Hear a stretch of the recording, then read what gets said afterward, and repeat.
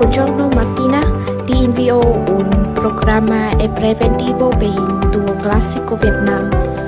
Se hai bisogno di qualche informazione, 你好，先生，那个上次的合同我跟你说，现在能订住了吗？好，我发给你，谢谢。 Vietnam and one of the country's most vibrant culturally rich destination. Here are some key facts and information about Hanoi.